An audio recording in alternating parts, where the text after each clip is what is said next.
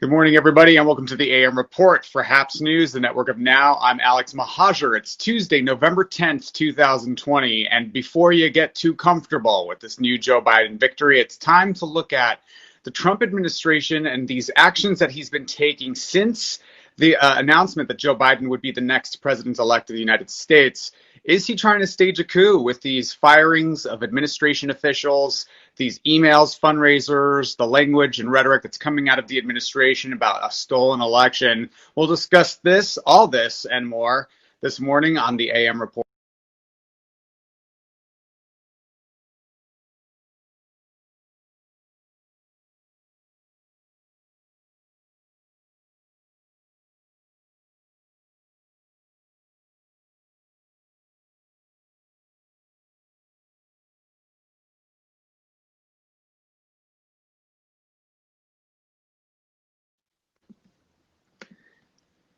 Good morning, everybody, and welcome to the program. It's Tuesday, November 10th, and we've got a lot of headlines to cover this morning, so let's just jump right into it. Let's see.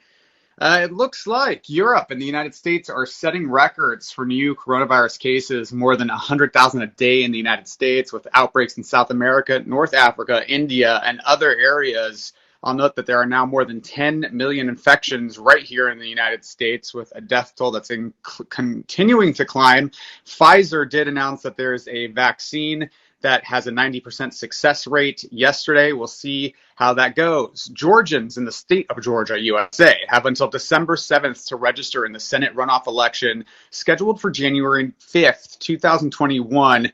Mail voting begins on November 18th, and in-person early voting begins December 14th. Sort of confusing, but John Ossoff and Reverend Raphael Warnock, the two Democrats looking to unseat Republicans in those seats. President-elect Biden announced his coronavirus task force yesterday, made up of physicians and health experts, and he put forward a national plan for testing, contact tracing, and resolving shortages in personal protective equipment. So keep your eyes on that task force. But we're going to talk a little bit about some of the problems he's running into in the transition this morning as we get into our broadcast. So let's stay tuned for that. The Supreme Court is currently, right at this moment, hearing our oral arguments in a case that seeks to strike down, the Affordable Care Act. So all eyes are on Justices Gorsuch, Kavanaugh, and Amy Coney Barrett, Trump's appointees to the Supreme Court, to see if they will make what is being called a purely political decision by the Supreme Court. Now, 3 people who attended an election night party for Trump have tested positive for coronavirus, including Secretary Ben Carson of Housing and Urban Development, the White House Chief of Staff Mark Meadows, and David Bossie, who is leading Trump's elections challenges, and there are many.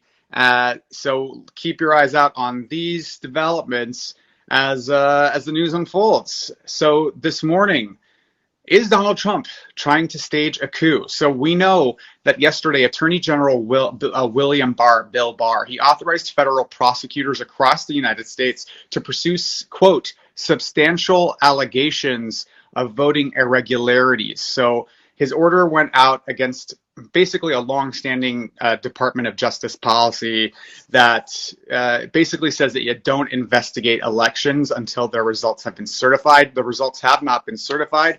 The electors will vote on this in December and cast their votes and certify the election. So the other thing is there continues to be no evidence of voter fraud. So Bill Barr, he's authorizing these Justice Department investigations, and an official at the Justice Department whose name is Richard Feiger, he actually stepped down in protest as a result of Bill Barr's little order, and he is the man who would be in charge of investigating voter fraud. So he sees what this is as a purely political move by a member of Trump's inner circle. Very, very troubling. The Trump appointee who leads what is called the GSA, the General Services Administration, has not yet formally recognized Biden as the president-elect. So she's holding this up and depriving the incoming administration of a lot of office space, funding, agency visits, federal funding for the transition. So this is usually something that's supposed to be pretty seamless. She is saying, well, there hasn't been a winner certified yet, which again, against protocol, the winner has been projected. We know it's going to be Joe Biden. She's saying that there isn't an election outcome yet. So she is holding him back. The Biden campaign is considering pursuing legal remedies to force her hand to start allowing the transition to occur. This is all very standard protocol.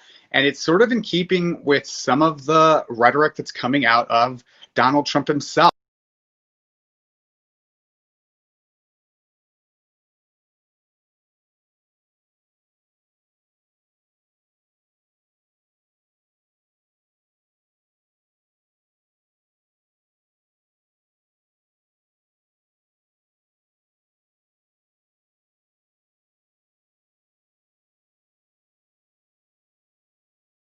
Raising emails meant to raise money for Donald Trump. So you make your own deductions about why that would be. But Donald Trump sending fundraiser after fundraiser after fundraiser. And it's further in keeping with the other rhetoric that's coming out of other members of the Trump administration. Here's Kayleigh McEnany actually getting his press secretary, actually getting pulled from Fox News, cutting her off mid-sentence and mid-press release, press conference last night.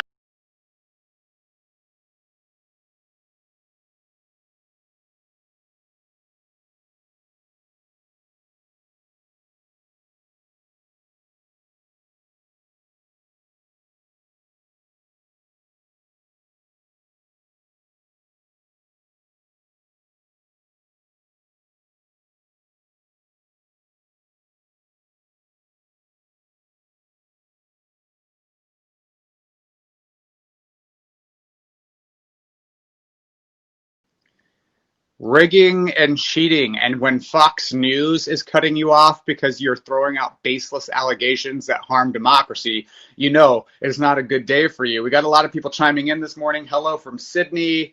Good morning, Mark Goldman. And thank you for the little Appreciate You award. If you're watching this on the HAPS platform or the HAPS app, you can just click an award button and award the broadcast. It'll pop up on screen mid-broadcast. Let me know what you're thinking, or leave me a comment on Facebook, Reddit, Twitter, wherever you're watching this. I can read it and bat around with you live on air. Thank you, Lucia, for the WOW award. Let's see. Biden-Harris campaign needs to sue the President Trump administration. I think the Biden campaign is considering seeking legal action against at least the GSA, the General Services Administration, for halting the preliminary transition procedures. So Christopher Drago says, I believe this is a coup with every fiber of my being. The reinforcement wall around the White House, etc. The man is desperate. Yes, I'll note that ahead of election night, Trump had a wall built around, a non-scalable wall built around the White House. Not exactly sure if he's worried about being driven out or if he's worried about people getting in. But either way, thank you for joining from Helsinki. Leave me a comment if you're watching this and let me know what you're thinking. So that was Kayleigh McEnany last night on Fox News, getting pulled from the broadcast midstream. So it's not just Trump's rhetoric. Now it's her press secretary. And then, of course, the Trump appointee to the GSA, the General Services Administration, holding up the transition. And then Senate Majority Leader Mitch McConnell. Good old Mitch. Good old Mitch. He's the leader of the Republican Party. He's not acknowledging Biden's victory either. And he is saying that Trump was 100%, quote, 100% within his authority to challenge the results.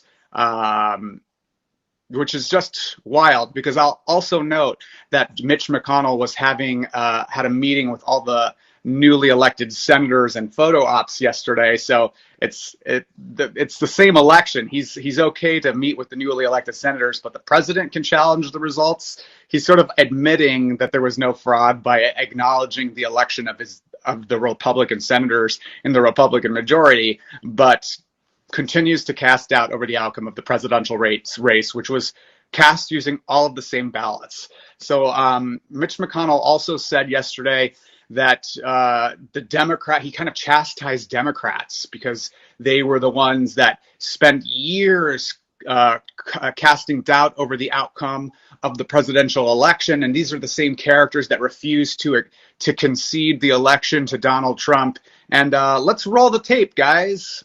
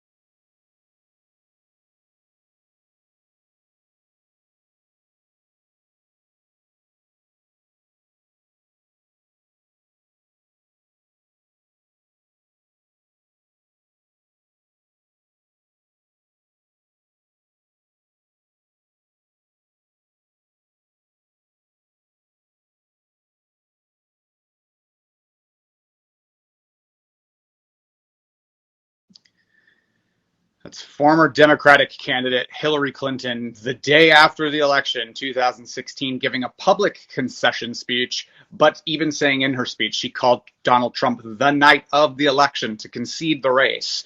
So this notion from Mitch McConnell and Donald Trump that the Democrats refused to accept his presidency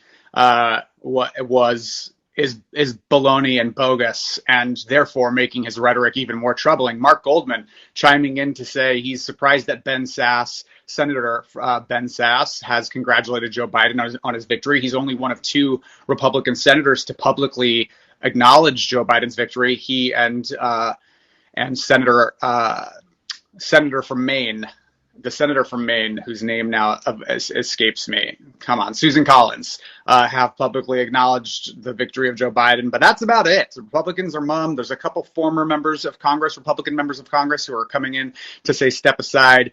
But all in all, quiet from the Republican Party. And by the way, that speech from Hillary Clinton is how you do a concession. Donald Trump, take notes, because there was plenty of interference in the 2016 election, and with Republicans and the Russians, tomato, really, at this point, the Russians and their interference campaign, which 17 intelligence agencies unanimously agreed was an attack on our democracy and the 2016 election. There were plenty of interferences to investigate at the time, and yet she conceded for the good of the country, and Donald Trump should do the same, and Mitch McConnell should do the same. These legal challenges that Mitch McConnell is referencing so far have carried no muster. These are allegations of voter fraud that have no evidence, of other baseless accusations against the vote counting procedures. A new one was filed by the Trump campaign in Pennsylvania yesterday. And here's a tweet from the Attorney General of Pennsylvania, Josh. I don't know if this is popping up here. Let's see. Yeah, this is Josh Shapiro. Yesterday,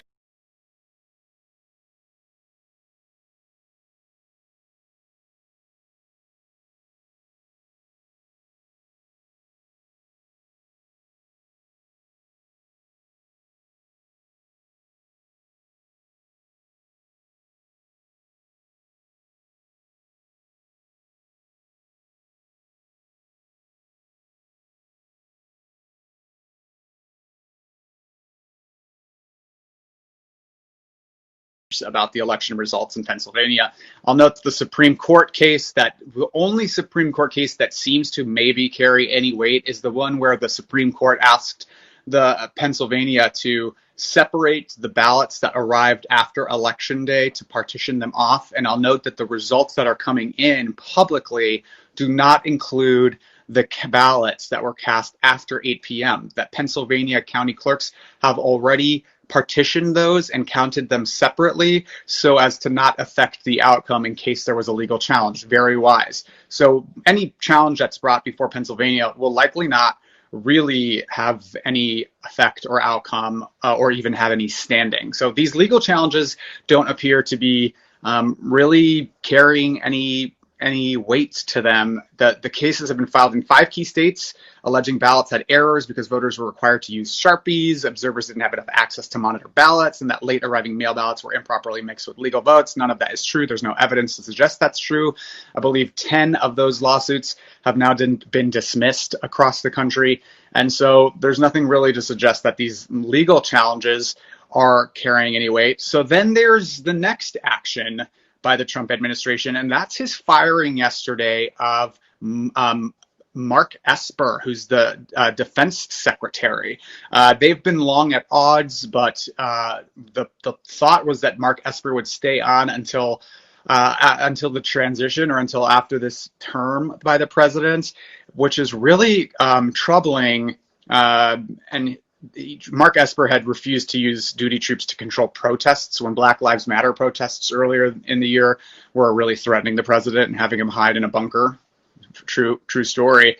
And so now there's a lot of concern that Christopher Wray, the FBI director, and the CIA director, Gina Haspel, are on the firing block, which is ringing a lot of alarms that Donald Trump may be removing members of his administration who might challenge his desire to stay in office no matter what. So keep your eyes on this space. Really troubling activity coming out of the Trump administration. What do you guys think? Do you guys think that it's possible that we have an authoritarian, a dictator in office who is refusing to leave? I'm not sure. I think there's reason to be optimistic that, and the Biden campaign has said that they are perfectly comfortable escorting trespassers from the White House once he's inaugurated. The inauguration will still happen in January, whether Donald Trump likes it or not. But very, very troubling. And I don't think Donald Trump is going to go quietly. So we should all keep our eyes on that. And we should all keep our eyes on the 2 Senate races in Georgia, which may determine the outcome of the Senate, the control of the Senate, whether Democrats or Republicans will control the Senate. So this has been the AM Report for Haps News, the network of Now. We are live every weekday morning at 7:30 a.m. Pacific, 10:30 Eastern, with all of your quick political news and headlines to get your day started right. I'm Alex Mahajer. If you like this content, if you like this journalism, please consider sponsoring it. Visit me at haps.tv/@Alex.